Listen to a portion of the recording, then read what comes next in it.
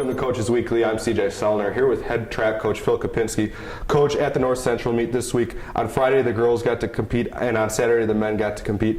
First on Friday, it was a very busy meet to say the least with a lot of teams there, but Daniel McCormick among a big group of people that have really taken a big step forward for you guys.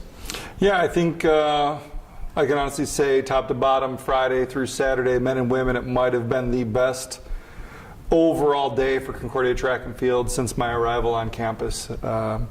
Danielle, Chelsea, you can go down the list, Leroy Bridges, Josh Warren, everybody performed well. I can't think of anybody where I look at it and say that they didn't rise to a championship level environment. You know, when you have 5 D1s and some of the best NAI and D3 schools in the country, we went out and performed well. What does that say about your team to be able to rise up in a meet like this?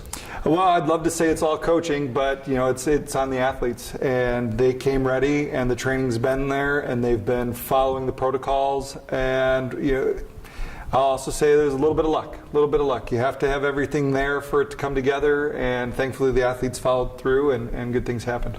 There were some great strides in the high jump. We talked about it last week that they haven't gotten to practice a whole lot that they get to practice, but a lot of them have continued to really show improvement, that they're getting used to some of the things that are going on and getting used to the steps and the timing of everything. And you bring up the point, you know, that we've been without an indoor facility really to practice any of our jumping high or long, and so it's nice to see that the high jump has continued to improve slightly.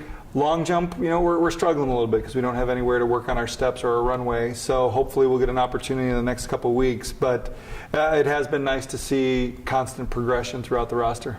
A big one that we need to talk about, Josh Warren, in the 800. It was it was explained to me that he just kind of sat back and finally turned it on that last lap, and it was something really special to watch. And the way he just passed people up in that last lap to show that there's a lot of potential, a lot of back end speed there. Well, and it's mildly deceptive, because if I were to break down the splits to you per 200 for what you can follow there, 28 seconds, 29, 29, 29. So did Josh actually get faster than everybody else? No, he was just trained not to slow down like everybody else. And that's the joy of working with Josh Warren. He's a strong athlete, he's a fast athlete, and there's not many people that have that blessed combination that he has, but it was very fun for him to watch. He's ahead of pace where he's been the last 3 years as a senior, so good things could be on the horizon for him. And a lot of your short distance runners in the 200s showed up very well. I mean, we could go across the board with everybody that performed well, PRs, and just everybody continued to do well, but the short distance really turned it on.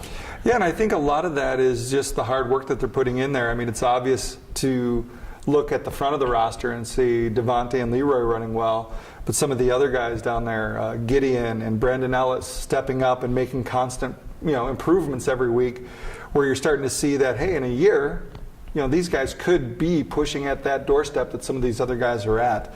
So that for me as a coach, seeing the bottom end rise as much as the top end, that was exciting. Now you guys move ahead to this week, go back to the University of Chicago this week. How do you guys continue to build on the positive momentum that really came forward this week at North Central? Well, it'll be the week before conference, so we'll talk to a lot of our athletes this week, see who's beat up, who's a little bit tired, who's feeling, you know, particularly strong. We'll let Josh pick what he wants to run this week as a tune-up for conference. You know, Danielle, we'll bring her down a little bit, let her rest up before conference because she'll most likely double. So it'll kind of be a tune-up, warm-up meet, kind of give athletes a little rest where they need it and work on the last few things before we go out to conference. How do you feel as a team where you guys are at right now, 2 weeks before conference, going into tuning everything up? Well, if we can continue this momentum, it'll be a really good meet for us. You know, it's tough to say where we'll finish with, you know, Benedictine currently being 3rd or 4th in the country. Aurora always brings a good team, and you know, we don't talk about our neighbors to the north in Wisconsin, but there's some good programs up there as well. So it'll come down to that day and who's ready to run, and hopefully, you know, if we do our jobs well, our kids will be ready on that day. Well, we look forward to seeing it.